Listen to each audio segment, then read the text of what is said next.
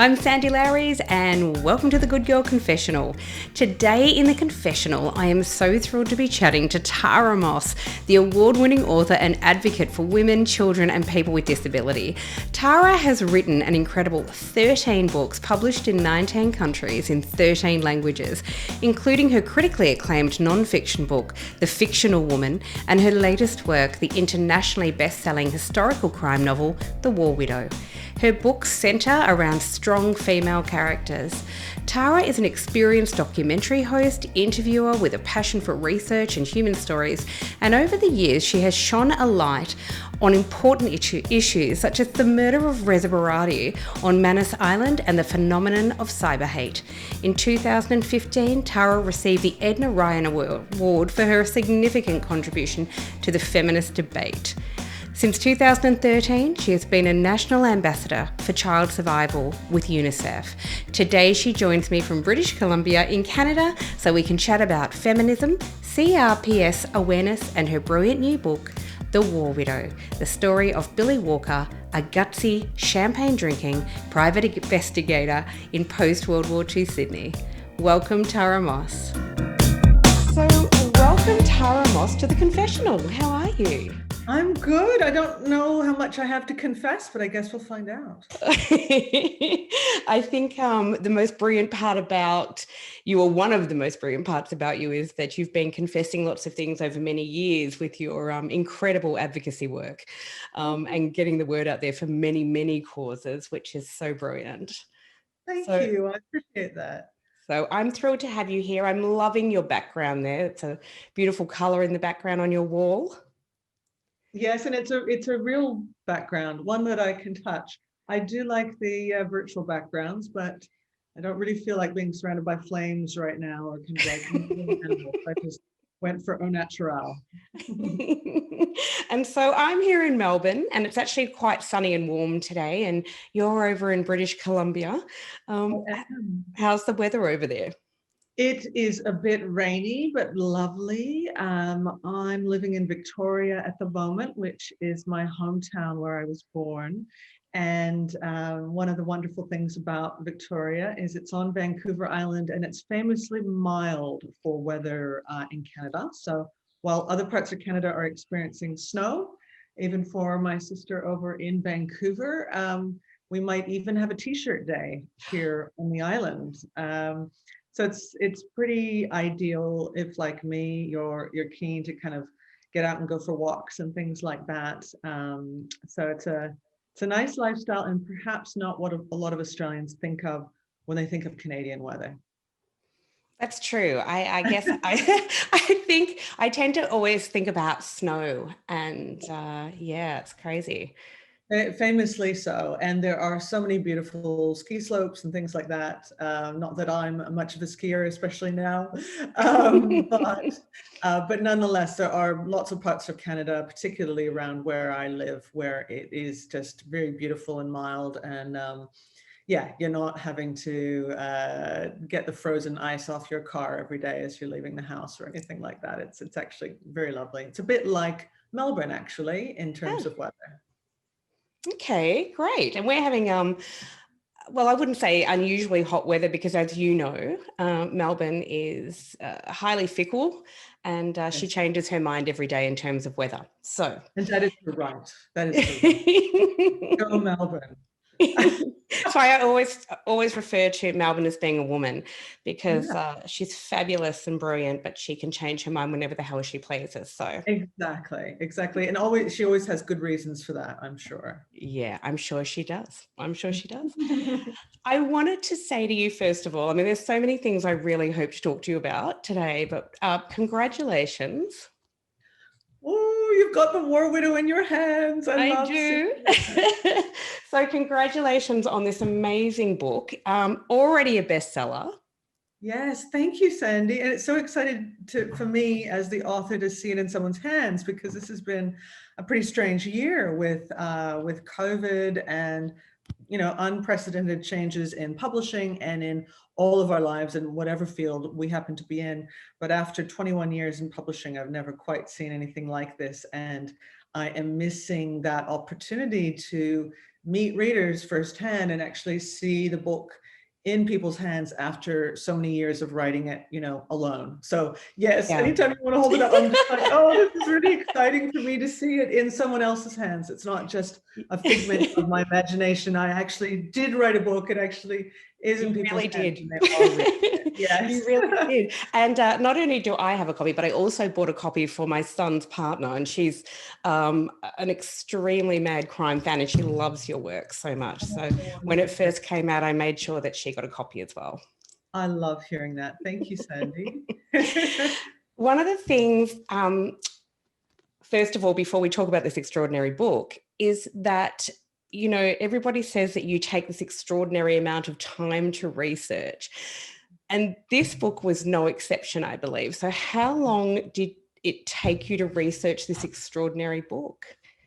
It was about 2.5 years of writing and researching. And I guess if you look at my own history and interests, I've been leading up to this particular book for decades.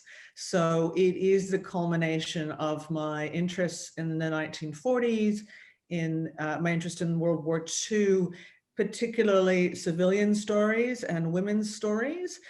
It's the coming together of those areas of interest and research and family history, as well as my interest in women's social, political changes, in their lives through history. And during the 1940s, of course, was a very interesting time, a time of upheaval in terms of gender roles, women's participation in the war effort, and their participation in the workforce changed everything for them during that period. So I've chosen 1946 Australia because I felt that it was a great place to situate my novel, to place my characters, and to explore these themes that have fascinated me for many decades.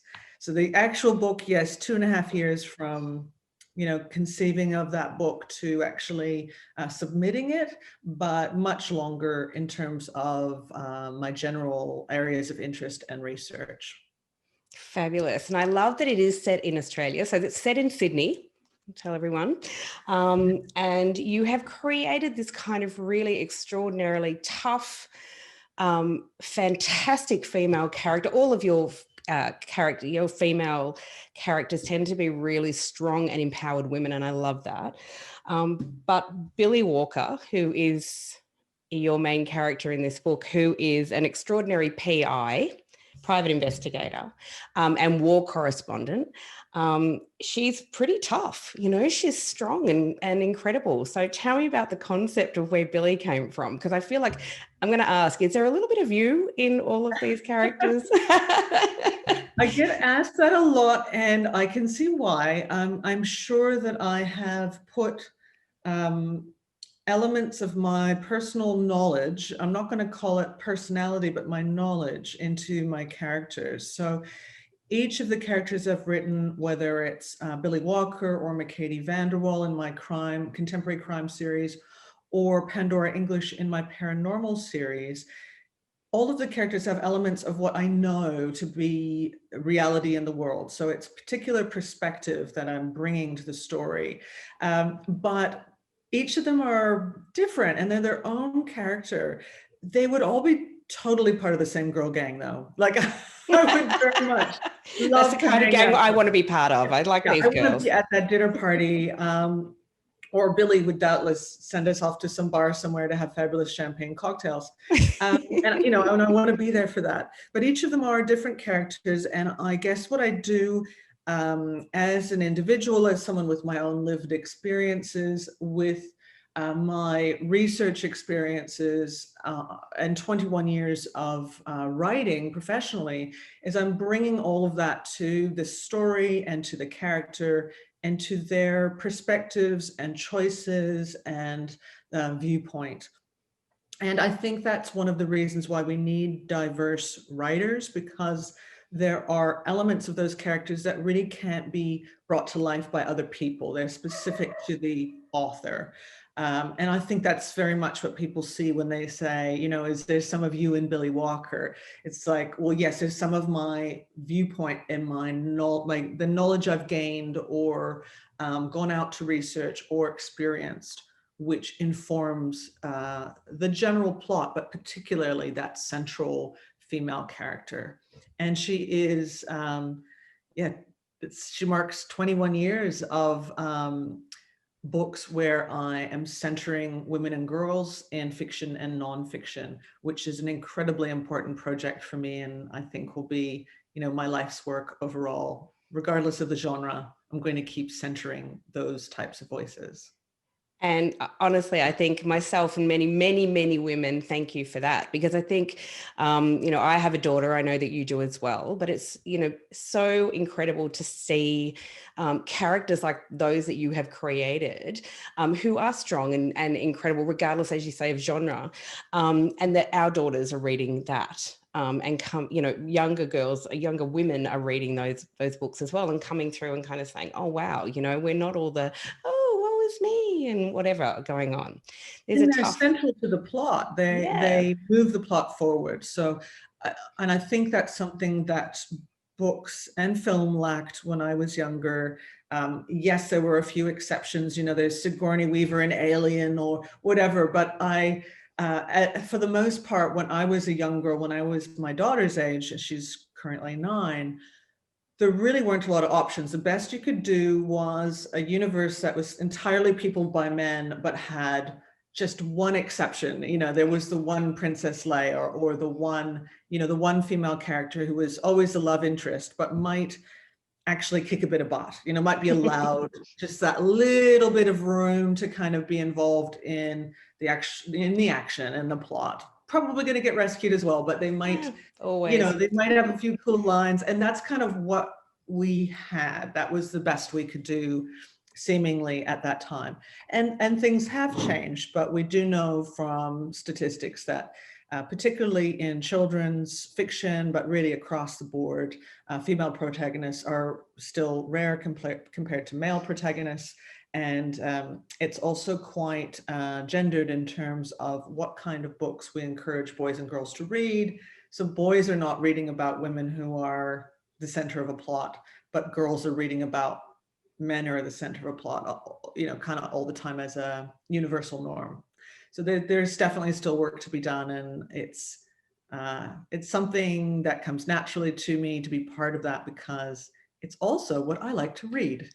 It's not just conceptual for me. I actually want to read these books. I want to create these characters because they're what I want to pick up on the shelf myself. That's brilliant. So fantastic. So Billie is let's come back to Miss Billie because I love her, but she is a private investigator. I think a lot of people are a little bit, was there such a thing as a private investigator back in the day? Now, I know that there is, but I'd love you to talk more about that. And also that you're a PI. You've got your PI license, don't you? I do. I have my Certificate 3 in private investigation from the Australian Security Academy, in fact. And it was part of my hands-on research into the crime genre and private investigators. And I felt that that was an important part of understanding the characters and what they need to know and understand. The curious thing is that's what qualifies me as a PI now. But in 1946, when Billie Walker was, you know, running her agency, as we see in The War Widow, she wasn't actually required to have a Certificate 3. She was not really required to do anything except not use the term detective. That's one of the most interesting pieces of research I came across, was that there really wasn't any legislation specifically pertaining to private investigators, except that they couldn't call themselves private detectives.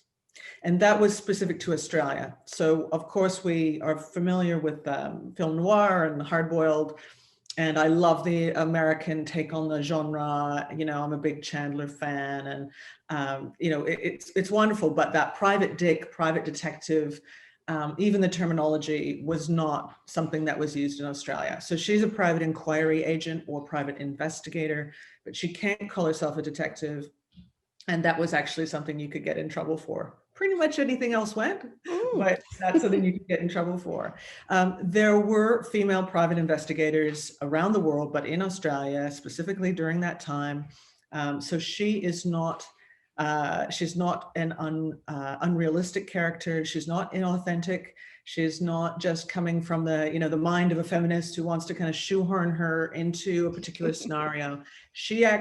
Which I think is wonderful as well. But in this case, what I've actually done is create a character that represents a reality which is undertold and underrepresented in our storytelling. We are very familiar with male PIs, particularly from that era. And it really wasn't until, V.I. Warshawski and characters like that in fiction that we started to kind of think of the female PI. But actually they go much further back in reality. And this was something that women did for a living, and we just haven't heard enough about them. I think it's fantastic that you've kind of highlighted that and popped her in. As I said, what was really beautiful for me reading it was that it was based in Australia. And so a lot of that kind of, as you say, private detective, female detective kind of stuff, for me growing up always sort of came out of the States. It was very much an American thing. So to see a character that was very much in Australia, and this whole story kind of happens in Australia. And I just found myself smiling so many times at things that she said. Or I love her. I love her lines. I love her whole her attitude and her mix of qualities that we traditionally think of as either feminine or masculine. She is really a marriage of those, as most people are, and certainly most people needed to be during the 40s. I mean, you couldn't be someone who wasn't hands-on. You had to be hands-on, and whether you were male or female, you did have to darn your own socks or stockings. This was, there was rationing, so the fact that she is darning her own stockings and, sitting there while she's thinking about a murder or thinking about a case, it's just something we haven't seen in fiction, because that's a feminized activity, which in reality was not just for women. It was something that soldiers did. It's part of what I'm trying to do is break down some of those archetypal ideas about what this looks like, what women did, what men did, and actually show a reality that's much more nuanced and much more mixed. And of course, she wears her fighting red lipstick like I do, but she is able to take on thugs in a back alley, and that is true to her trade, it's true to her character, and it's true to the very resilient women of the time. Yeah, incredible. And did you draw on your own family history and your own sort of family experience to create this story in The War Widow? Because it is a really lovely story. I don't know how much of this you want to give away, because we'd like people to read it. Yeah, well, look, it won't give much away about the specific plot of The War Widow, but it is dedicated to my Oma and Opa. And I was raised on their stories from World War II. They were born in Holland. And of course, when there was the Nazi occupation, my Opa was taken by force by the Nazis to be put into slave labor. Some of their friends were Jewish. Of course, they got taken away and never returned because they were sent to concentration camps. My Opa, because they were not Jewish, was sent to a work camp where conditions were extremely poor. And he was made to work in a munitions factory in Berlin. He had young children at the time with my Oma, and even just trying to imagine what that was like for her to have him taken away, and they've got almost no resources, and she's trying to look after these two kids in a Nazi occupied city. Just how terrifying that would have been, I can't even begin to imagine. She would bravely cycle across Holland to Berlin, a very long distance, smuggling flour and sugar in the hollows of her bicycle in order to give my Opa those ingredients, because he was a baker by trade. And he used to bake bread in the munitions oven to bribe the Nazi foreman. And he bribed the foreman successfully to get a day pass one day, and he used that to escape. And that is the reason why he managed to escape the Nazis. He went back to Holland by foot at night, after commandeering a horse. Part of it was he commandeered a horse to get over a bridge, which was a checkpoint, and he thought he was going to be shot and wasn't. And then went by night and spent, the rest of the war really in hiding, worried that they were going to track him down and find him again. But that's how he was reunited with his family. And then they came to Canada, and hence I was born here. But as the story goes, the boat for Canada left something like 12 hours before the boat to Australia. Otherwise, I might have been born in Australia. Fate. And as it turns out, you're a dual citizen of both now. So indeed, I'm a dual citizen of both now. But it really goes to show you the resilience of ordinary people, the types of stories we haven't heard enough of, because there's been so much focus on the political leaders and the military actions. I think there hasn't been enough focus on how civilians survived, how they got through this incredibly tumultuous and challenging period. And that human resilience is something that I think, we can take with us now. It still resonates and is useful for us to remind ourselves of. So the book is dedicated to them. It doesn't feature them specifically in it, but it is dedicated to them and the thousands of everyday people who rebelled and who were resilient and who got through that incredibly difficult time. Yeah, they sound like incredible people. And clearly we can tell where you got your strength from. You obviously come from a line of quite strong people, but strong women as well. I mean, that would have been quite a dangerous sort of thing for your grandmother to, every time she smuggled anything through, of course, she could have been caught. As you say, it's very difficult to kind of comprehend the fear and the stress and everything else going on that she would do that for, obviously, her husband. But yeah, she sounds incredible. She was amazing. They both passed away a few years ago. They'd been married for a very long time, and I think 75 years actually. They got to their anniversary. Wow. So they were both, good innings, as we say in Australia, and lived very full lives, but very difficult at times. And they saw the death of two of their children during their lifetime, which I can't comprehend how difficult that must have been. But they're very strong, very resilient, and loving people. And yeah, I've dedicated The War Widow to them because they really gave me an idea of how people can live through those times and how they can, that knowledge that can be passed down from the older generations was just incredibly valuable to me. Yeah, beautiful. So of your 13 best-selling books, is that right? 13 of them? Yes. 13 books. That's a lot of best-selling books. Oh, yeah. It's been 21 years, so it's not like it was overnight. I'd love it to be 21 books in 21 years, but it's 13 because life often gets in the way and books can take a lot longer than you'd like. I'm working right now on the follow-up to The War Widow. So there's a sequel with Billie that I'm partway through at the moment. And it's wonderful to be able to dive back into her world and also to see the support for it. It became a Canadian bestseller as well a few months ago, and it's coming out in the US next month.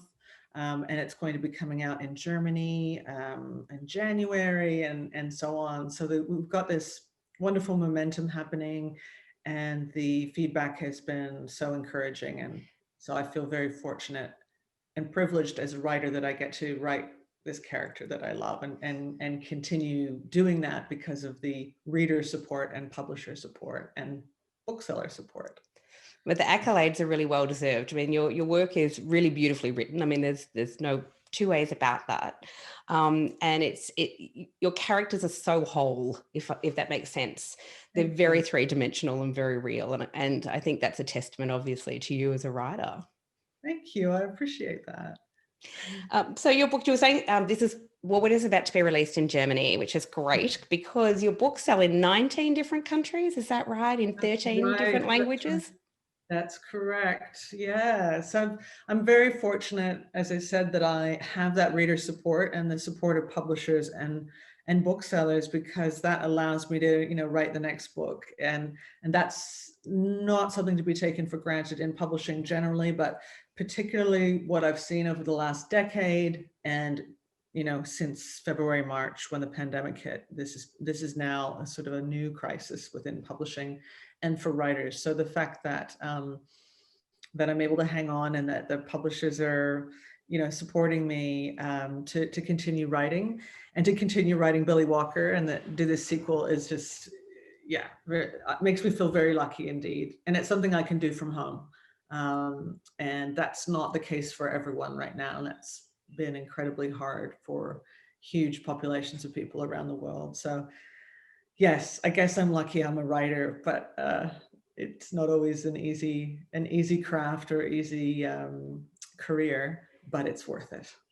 And you're 100% right. It's a extraordinary year, and all creatives around the world, I think, have been hit extremely hard. Writers and the publishing industry, musicians and photographers, and just everyone, really, artists.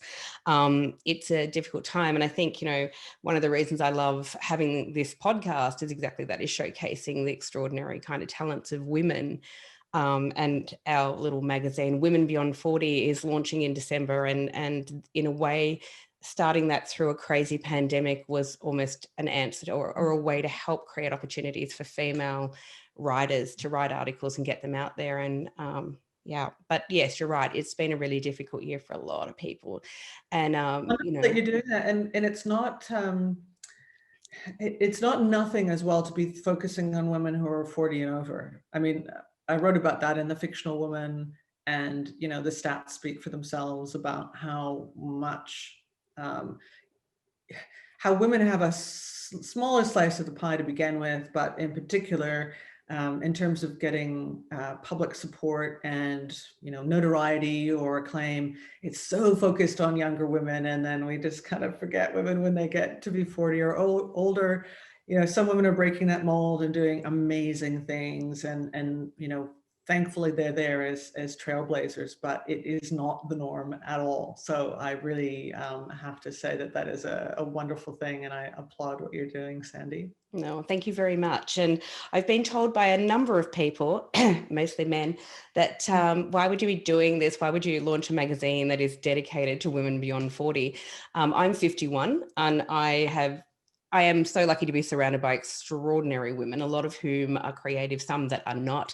I grew up with this kind of really awesome core of women. So we're all in our 50s and they're doing kick-ass amazing things. And I just keep seeing women doing it, but not getting the accolades and being told that we should just like slink into the corner.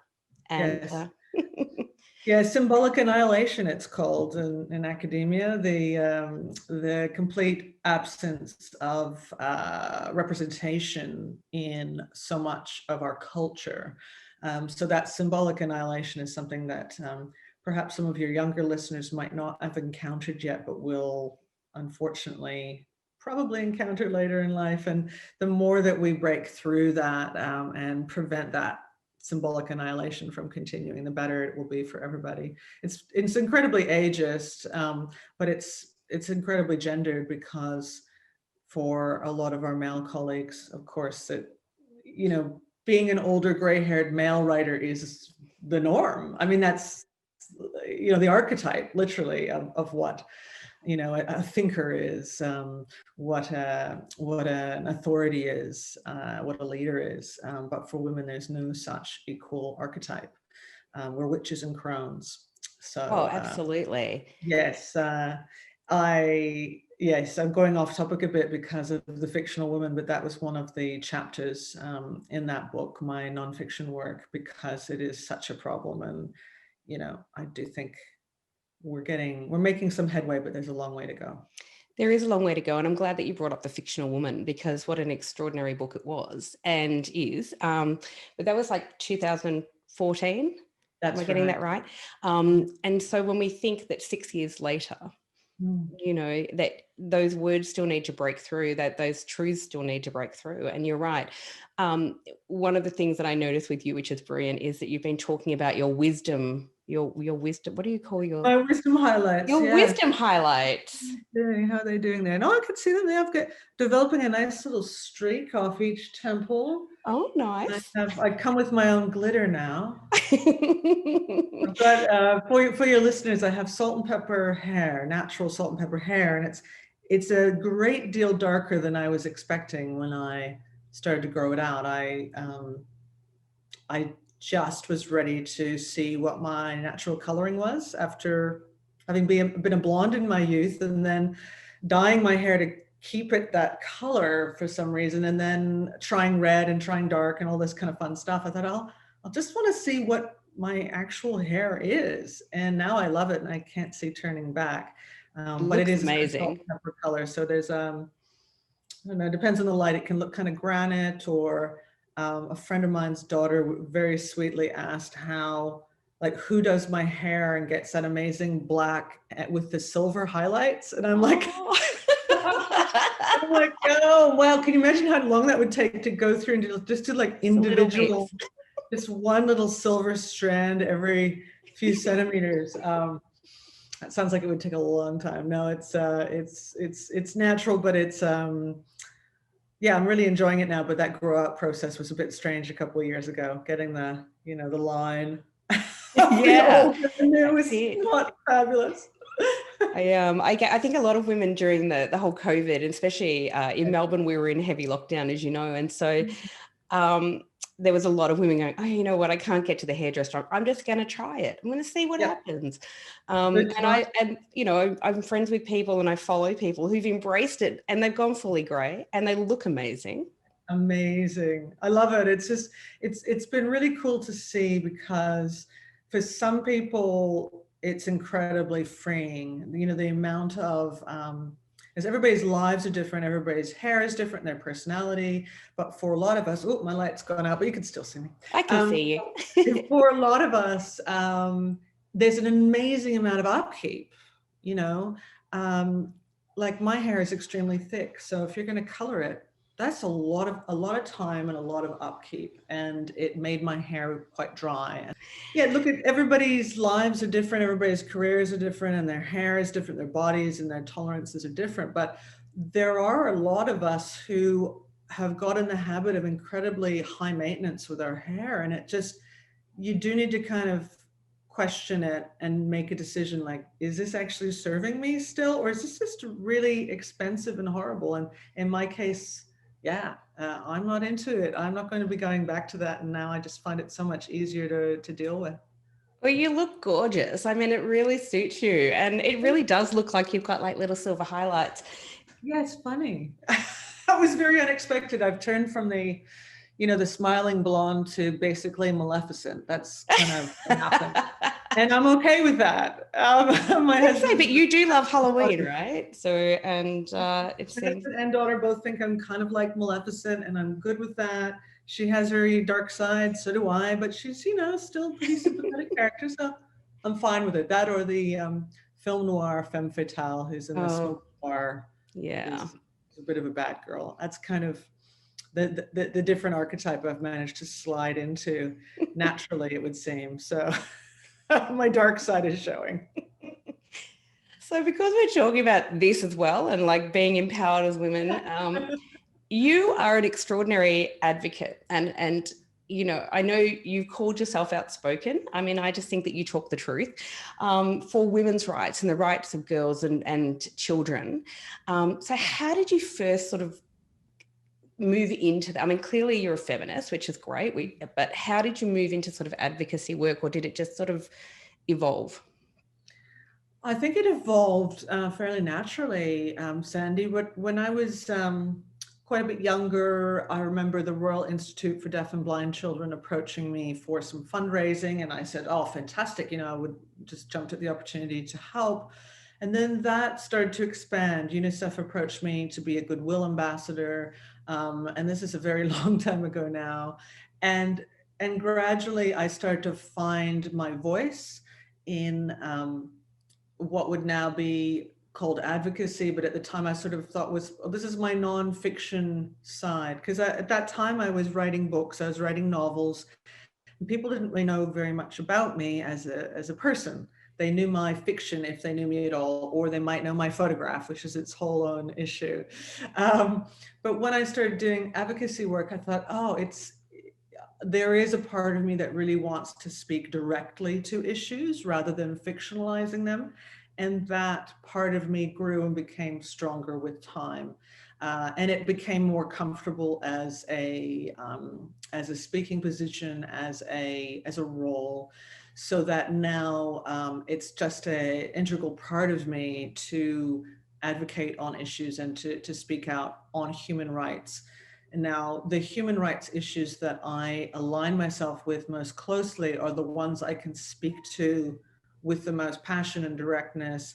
That's the rights of women and girls, the rights of children, and the rights of people with disabilities. And those are all areas that I have. It's not that you need the personal experience, but that does bring an extra layer of understanding. Lived experience is being recognized now for being important. It wasn't previously, it was kind of disregarded. And that led to people being talked over, talked about, and not spoken with, which is hugely problematic. So yeah, I feel most comfortable in these areas where I can really speak directly to the issues. And then when I'm not able to do that, when say it's issues of race or First Nations people, and these are incredibly important topics, then I'm going to write about those issues, but I'm going to be, speaking to experts, speaking to people with lived experience, and trying to illuminate their voices. So it's sometimes a very tricky area to get that right. You want to shine a light on important issues, but you don't want to speak over people and take over. And I think that at the moment I'm getting that balance pretty well. And really it's about finding your voice and finding where you can be helpful. And I'm privileged to have that now with Pain Australia, with UNICEF, and I don't know if I'm allowed to say this yet, but I'll be having similar roles in Canada as well. That's wonderful news. That's really great. One of the things I was hoping to chat to you about as well, on that line, still on the same line, is your involvement with Manus Island and how this came about, because what an extraordinary thing that you did. You shone a spotlight really on what was happening over in Manus Island. So for me, this sprung from the fact that I've been doing research into crime for so many decades, that I've met a lot of people in law enforcement, in the military, and in other areas that align with those particular subjects. So when the murder of Reza Berati took place on Manus Island in the Australian-run facility there, I was contacted by someone that I had previous communications with, I'll say very carefully. And what I've discovered was that the official line from the government at that time was almost victim blaming, talking about how Reza had left the confines of the Australian-run facility, and so therefore his death was completely unrelated to the compound. It's none of our business. And it was almost, like I said, victim blaming. Well, if he hadn't left the compound, he'd be fine. None of that was correct. He was killed in the compound, and no one was able to report it at that time. It wasn't the official line, and I had to kind of prove that it was. And none of the media organizations, for lots of reasons, were able to run the whistleblower story that I had. This was an instance where I wasn't using my own voice. I was using my platform to illuminate someone else's voice who was a whistleblower on that island, more than one, in fact, in the end. And I ended up having to publish it on my own blog because the media organizations, for legal reasons, didn't feel that they were able to share this particular story. Well, as it turned out, my whistleblower was telling the truth. The story that was the official story from the government was incorrect, and eventually the truth got out about that particular murder. And it is a murder, and we know that now. But before, I had to say, the alleged murder of Reza Berati. And yeah, it was a tricky line to walk, because I did not want to be legally responsible, in a way that would get me into trouble, and it was awfully close there at times. And I wanted to be as respectful as possible to the whistleblower and to the bereaved as well. So that was tricky, and that was back in, I believe it was 2014 as well. Wow. Yeah, it's incredible. Yeah. And as we know, and I'll say this, that the Australia's history with how we deal with asylum seekers is Shocking. Shocking. It's extraordinarily poor and continues to this day. Yeah. So well done to you. It's a human rights issue that I think everybody should be aware of. And I know since then that facility's been shut down, and it's incredibly expensive to do this, what they call offshore processing. Yeah. Onshore processing is a great deal more inexpensive for the taxpayer. And I would argue, sets things up to be a great deal more in line with international human rights. But by putting it offshore, there's this whole kind of, they can't come here, or we can't, we're stopping the boats, we're keeping them off our land, or whatever it is. And that's therein lies the problem for the government, is that as soon as someone sets foot on Australian soil, it is not illegal to seek asylum. And as you say, so by keeping them somewhere else, by turning them back and keeping them somewhere else, they effectively just create an extraordinary situation where it's an atrocity. Let's face it, it just is. So, and there's a great deal of money involved, huge contracts, and I think the average person in countries where they're doing this kind of offshore processing really isn't given the full information about what's involved in terms of like how much taxpayer funds are put towards what is ultimately a political decision, and not a kind of practical decision about, well, how do we process, how do we check things and process and all of that. It's very, very political, and as a result, very expensive. And like you said, these atrocities become possible in part because of those political decisions. Yeah, wow. Because of your advocacy, because you're extraordinary, another thing that you really shone a spotlight on quite early on in this country, or, quite a number of years ago, was cyberbullying and cyber hate, which is amazing, because now obviously that's gaining more momentum. We're seeing books come out, by Ginger Gorman. We're seeing, there's a lot of people sort of talking about cyber hate, but really you kind of instigated that a number of years ago. Tell us how that came about, and was that again lived experience? Very much lived experience for me. So when The Fictional Woman came out in 2014, because it is a feminist memoir and had personal experiences in it, that meant the media focused a lot on the personal, and that was both positive and negative.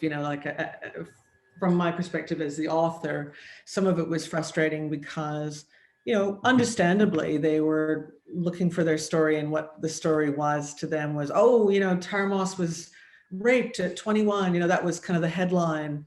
And that's not what the book was about. The book was about a great many things. And it was showing solidarity with other women and girls on a whole bunch of different topics, including, but not limited to, sexual assault. So what happened is I started getting a lot of rape threats from pretty awful trolls and, I would call alt-right or far-right individuals online. And rape threats and death threats started pouring in. And that was a tough thing to experience, on top of the increased media attention on the personal. Again, I was very fortunate that I had this, number one nonfiction bestseller, I had chosen to write that and I wanted people to read it. And so there was a lot that was very good about that. But the focus on the personal was uncomfortable, was a little bit maybe more targeted towards the personal than I would have liked, rather than looking at the overall book. And those trolls made it, a little bit scary at times. So in 2017, I released a documentary on the ABC, which I was an executive producer on, a writer and host of, and it did speak to some of my lived experiences, but also the lived experiences of other people and people who were, being attacked for reasons that were different than it was with me. So we did focus on gendered cyber hate, but also cyber hate against Muslim women, cyber hate against people who, identify openly as gay or as, as trans or different in some other way, people with disabilities or visible differences. Because what we tend to see is that when a person speaks out and they come from one of these underrepresented groups, the way in which the trolling and bullying takes place focuses on those differences. It's going to be focused on their body size, their facial difference, their sexuality, their disability. In my case, it's going to be rape threats because I'm a woman. And because they have that information from my nonfiction book, they know they're going to try to dig the knife in where they think they can have the most effect. And that's really what the cyber hate program was about, was shining a light on just, those dark places of the internet and discussing the fact that it is a threat to democracy, because online spaces should be democratic spaces in as much as it's possible for them to be. And for many people, it's a lifeline and a way to participate in public life. That's incredibly important. And if people who come, especially from underrepresented groups, are bullied off of those spaces, that's a real problem for democracy and for human rights. Yeah, wow. Okay. I'm grateful, and I know a lot of people are grateful. I know myself, and I don't, have a huge platform like you do, but even writing about sex, dating and relationships, I started writing about that at 40 and about for women over 40. And was quite often, I would be called a slut for talking about sex or for talking about sexuality or craziness. Yeah. I actually, was several times blocked from Facebook for using the word vagina, because how very dare we? And got attacked for that as well. And so, and this is not in any way using it in any vulgar sense. It's talking about our anatomy. So yeah, it's quite interesting. I remember doing the vagina monologues years ago at the Opera House as part of a fundraiser. I'm not an actor at all, but I was participating with another group of women. And when we were doing press for it, there was a bunch of networks that couldn't say the name of the play. It was like Eve Ensler's, the V monologues. I'm like, it's vagina. Actually, vagina monologue. I mean, it's not actually that shocking to say the word. Wow, it really isn't. And I think, unfortunately, this kind of stuff still goes on, right? It really does. So it's not offensive. It's a body part, and none of us would be here without that body part, actually. So correct. Yeah. It reminds me of that wonderful protest sign you might have seen. There's a great older woman holding it, and she's like, "I didn't come from your rib, you came from my vagina." She's holding this sign. And I just love that, and I think it speaks to the kind of the foundation of misogyny, that most of our worst swear words have to do with women's vaginas. It has to do with women's anatomy. And that is still the go-to of the worst possible word you can say, the worst thing you can refer to. And even pudenda, which someone used the other day, referring to that Mary Wollstonecraft statue. Oh, look at her huge pudenda. I mean, even the word pudenda comes from the Latin for shame. And that's specifically associated with women's shame, this private part of women that is shameful. So there's a lot of problems in language and in attitudes and culture that hang around, that have that are quite shaming for women and their bodies, and we're just gonna have to get past that, folks. I hope that we do. It's It continues to be damaging for young girls and for women still now. Absolutely. And, you know, this whole, I mean, I heard women talking about when this ad campaign came out where they were showing, you know, menstrual blood. Well, it wasn't Yeah. menstrual blood, but that's what you know, they were showing blood as opposed to pouring blue liquid onto a pad or whatever. And someone on my platform, like a follower on my platform, who's a woman, said, that's so cringeworthy.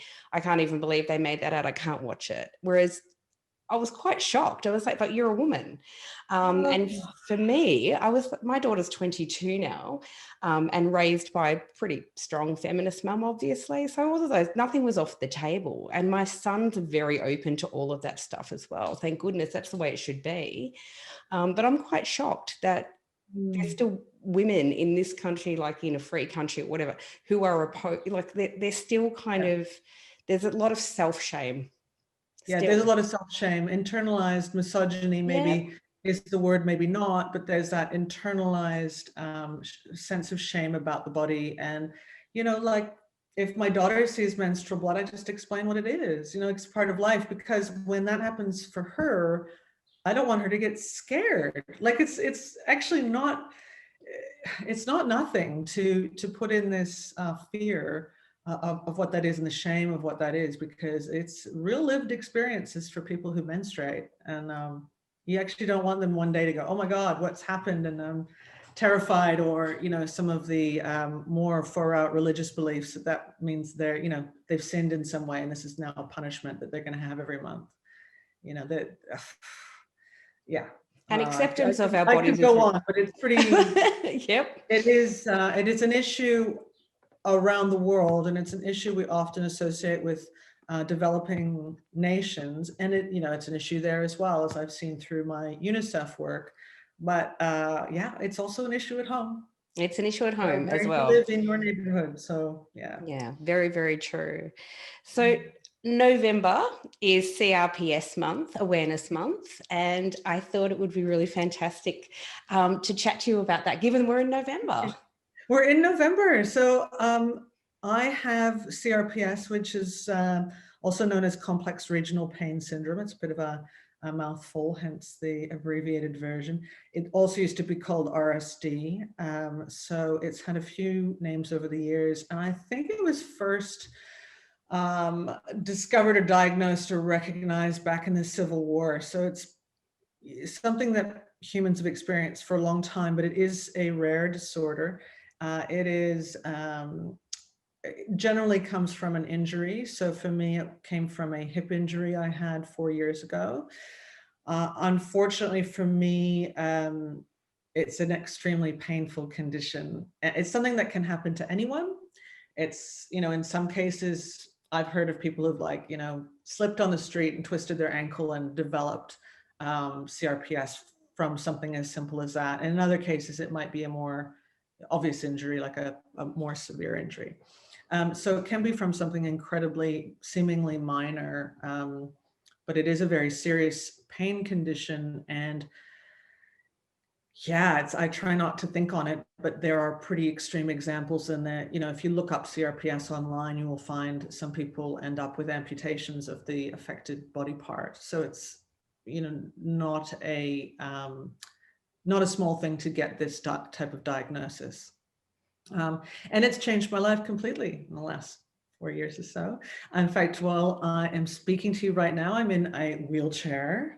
So you couldn't see it before, Sandy, because you're just seeing me from the waist up. But yes, I'm sitting in a wheelchair at the moment. I use a variety of mobility aids because my right leg is impacted by this. And has nerve pain, and therefore I have difficulty with mobility. And it's good that we can talk about it and recognize it. And it is unfortunately not as well understood in the community as it should be, and not as well understood in the medical community as it should be. And unfortunately, that doesn't serve people well who have CRPS or other neurological conditions or pain conditions, because people kind of think if you look normal from the outside, you know, or you're able to smile like I am right now, then you're fine.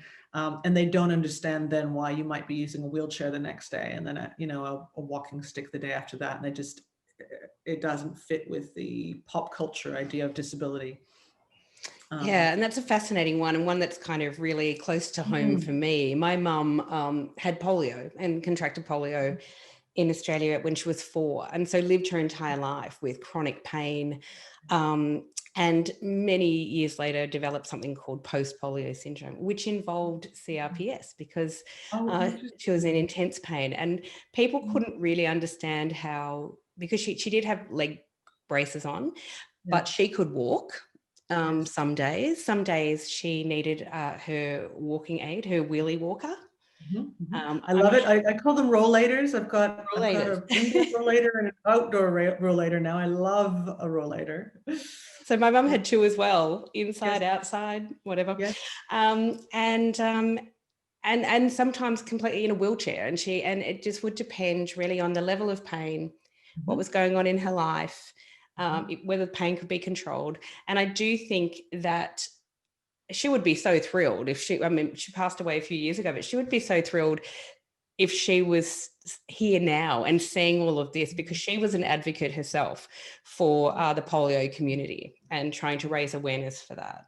I'm so sorry that she experienced CRPS, because it is a very painful condition. And I mean, that is the central characteristic of it is severe pain. And the McGill Pain Index, I'm sure you would be aware of, but they rate a CRPS as being more painful even than amputation of a finger or toe or childbirth without drugs. So it's not something to take lightly. And when, I guess, as a member of the community, if you can understand there are people living with that level of pain and that they might not look to you like someone who has a chronic illness or disability, maybe you're going to then be a little less likely to do the sort of disability policing that people like myself tend to see, where, we'll get out of our car, walk around the back, get our wheelchair, get into it and start moving. And people are staring at us like, I just saw you walk to get into your wheelchair, like you're a faker. It's like, no.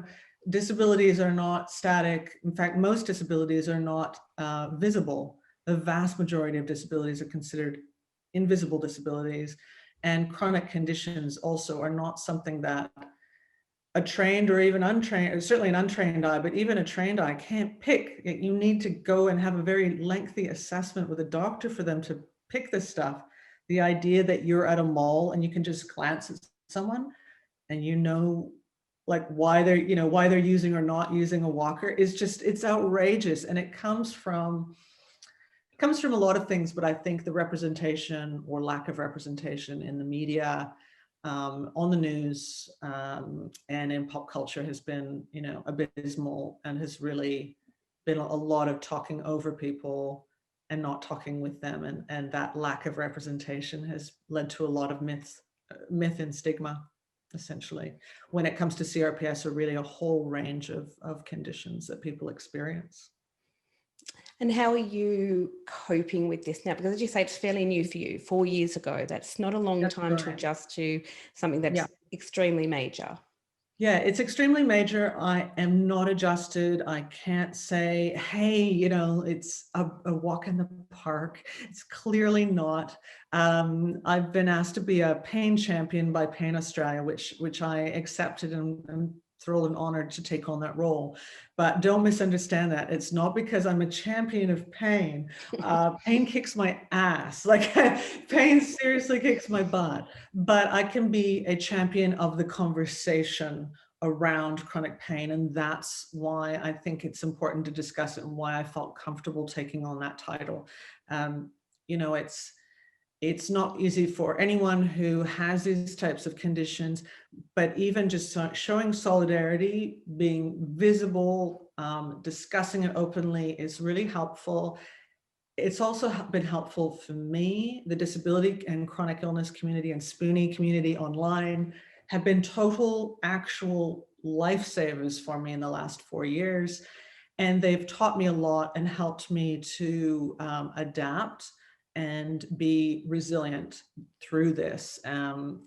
So I want to, where I can, kind of, be visible in that same way. That's been helpful for me when other people do it, and it's a great thing about online spaces. I might have done the cyber hate documentary, but I know that there's a lot that's really positive and important about online spaces. That's actually why I fight so passionately for those spaces to be safe, is because they help people, they matter, and it's an important place to communicate and connect.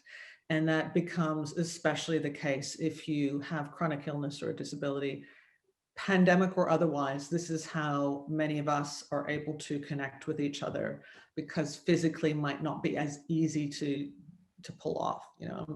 I'm probably not going to walk down the street and meet someone else who has the same condition, but I'm going to find them online, and we're going to swap notes, and we're going to show solidarity with each other and kind of take inspiration from each other, that we're, each day we get up and we keep going, and we keep kicking butt, even if pain sometimes kicks ours back. That's true. I'm very blessed to have a number of friends who are in the disability community who are doing kind of extraordinary things in terms of highlighting, spotlighting, and that's amazing. And I was very lucky to be involved with Carly Finlay's project for access to fashion. When she did that for Melbourne Fashion Week, with all the models having visible or invisible disability.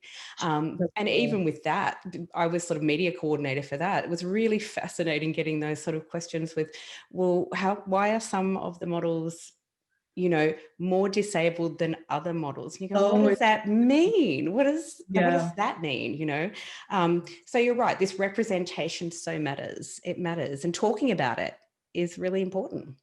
It's important, I think, broadly for the general community to help destigmatize these topics and the experiences of it. I mean, ableism is everywhere, and it's deep-rooted, and it's, ableism, along with some of the things we've talked about earlier in this podcast to do with gender and so on. This stuff goes back a long way. It's not going to undo itself really very fast, but we can empower each other by working towards that, and by recognizing the garbage that is ableism, the garbage that is misogyny, the garbage kind of ideas and theories that this stuff sprang from, that has been since debunked. We know our wombs don't wander. We know that people with disabilities aren't kind of useless and unable to kind of live fulfilling lives. We know all this, but those ideas hang about. They hang about in our culture and conversation and language. And so there's a lot of work to do, but we can do it together. And I find the people in the disability community just completely wonderful. And I've learned so much, and it's just a real privilege to connect. And just so important for you, for anyone else in the disability community, and for anyone who has friends, family, etc., in the disability community, to be able to have a community of, as you say, shared knowledge, shared experience, and someone who you can reach out to for support, who's already sort of a little bit further down the track, perhaps. That's right. That's right. I started an Instagram page called Tara and Wolfie, named for my first real consciously chosen mobility aid, my walking stick Wolfie. I now have several mobility aids, but Wolfie was the first one where I actually accepted that I needed a walking stick, accepted, that I needed to go and get one that was properly measured, and see the OT and do all of that stuff to look after myself, and recognize that this was now part of my life. And so I got the coolest stick that I just love. It has a fierce wolf head on the top, and is a correct height for me, and all those great things, and has a Fritz style handle and all this stuff that I love. But it was kind of like an act of self-care and acknowledgement of reality, really, for me to get Wolfie. And my entire page at Tara and Wolfie is just dedicated to these topics of disability, chronic illness, and specifically mobility aids, and how those can be useful. Because there's a great deal of stigma around the use of mobility aids in the general community, but people of all ages. And the more medical journal studies and papers that I read, the more I realize that stigma actually brings more pain, keeps pain worse in our world because people will not use mobility aids that they might otherwise benefit from, either because they're not prescribed for them by someone who thinks, oh, if you start using a wheelchair, you'll never get out of it again, or other kind of garbage comments like that, or because the person feels embarrassed being seen with it, or the comments they get are so uncomfortable. And I hear that because that happens to me a lot. The comments and looks are so uncomfortable that they just decide they're not going to leave the house. They just would rather not go out into the community because it is made so difficult for them. All those things that are avoidable things, and they're things that we can improve by being visible and destigmatizing mobility aids. So that's one of the things that I feel like I can participate in through the visual medium of Instagram and other social media channels. Which is fantastic. And I will be putting up all the links as well to all of your sites, for your own site, but also for Tara and Wolfie, because I follow Tara and Wolfie on Insta as well. I think it's fantastic. Oh, thank you. Thanks. It's really great. I find Instagram is actually a great place for people. If you're listening now and this sounds a bit like you in some way, something about this topic sounds like you may actually find Instagram as a fantastic place to use those key hashtags and find other people under, like, for me, it's normalization of mobility aids, which is a big topic, but also visibility for disability, chronic illness, spoonies. If you look up those terms, you'll find other people, like you yourself, and you may actually feel rewarded by that experience. Yeah, it's important. Sorry for the sounds. I've got my big rescue doggy wagging and walking by there, clipping nails. Oh, that's all right. In the recording of this is always the way I laugh now. But you've heard cars in the background. My dog has been barking. It's all happening. So, well, it's life. It's life. It is life. And isn't that marvelous? It is life. And I think, recording from home is a little bit different from, from being in a studio, but it is what it is now. So, welcome to 2020. That's right. I seem to do everything from home now. But that's okay. That works for me. Yeah, I quite like it as well. I'm not going to lie. But of course, it would work particularly well, I suppose, for yourself as a writer, but also, as you say, I'm sure, well, I don't know, I'm guessing you have good days, bad days in terms of pain management. Exactly. That's right. And when I'm at home, I've got all the tools I need to be the most comfortable. I also really enjoy travel, and I look forward to getting back to that when it's safer in terms of COVID numbers and the pandemic. But, I have to take extra steps to be able to do that. I've been working on a secret project this year, and some of that involved traveling to Australia to interview people. And it was just that extra steps, the extra steps that I took to make sure my accommodation was accessible, or, that people knew that I would be arriving with a particular seat that I needed in order to be comfortable and have a lower pain level. Like all that stuff, it's all doable, but you need to learn how to do it. And there's no manual, no one's going to just sort of give you the keys to kind of how to make your life work with these big changes. So I'm still learning and finding it rewarding, and hoping the next time I travel, I don't get stuck in a pandemic, though, because that was a strange 6-month detour in the end. Yeah, wow. 6 months. But the main thing is everybody was safe and okay, and we had a roof over our heads, and that's the important thing. So, roll with the punches. Well, I'm really excited about your secret project. I don't know what it is. Obviously, it's secret. I won't tell you yet, but I think that you will find it very interesting, and it should be out, and Australians should know about it before Christmas. So I'm so excited. We'll keep an eye out for that. So the sequel to The War Widow, I'll put it up here again. You're currently working on that. So that was a nice confession. And so when are you thinking that it may or may not be out? Like what's the time frame? That is a really good question. I have publishers in the US, Canada, and Australia all waiting for this, and Germany. So they, I believe, are wanting to coordinate releases, which is exciting and a first for me. So they're going to have a lot of conversations about what that's going to look like. It wouldn't be at least for a year at the minimum, but it might be slightly longer than that. Could be between a year and 18 months from now. So I got to keep writing. But you certainly won't be bored, Tara Moss. You're a very busy I've got a woman. lot on my plate, but that's how I like it. Oh, well, I cannot thank you enough. I feel like I've taken up so much of your time. Thank you for your generosity. Thanks for coming on the podcast, and for sharing all of your extraordinary wisdom, because that's what we're all about, celebrating the hard-won wisdom of women, and for sharing it here with us today. Thank you. It was a great pleasure, Sandy, a real privilege. And thank you everyone for listening, and go well in the world, and wishing you pain-free days, happiness and adventures, and a good book. Yes, and a good book. And if you're looking for a good book, remember to read The War Widow.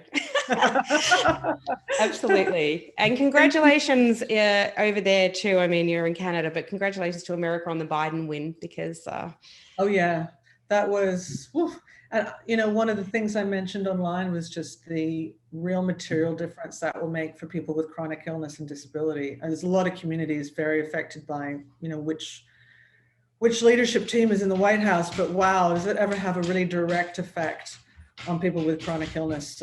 So thank goodness for that. I was very happy with my friends in the US. It's great news.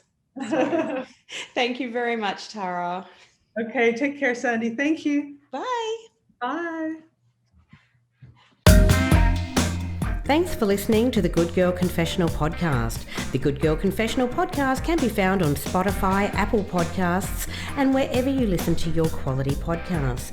We chat to really interesting women telling their amazing stories, but it really helps us if you can subscribe, like, and share the podcast. Thanks so much for all of your support. Bye for now.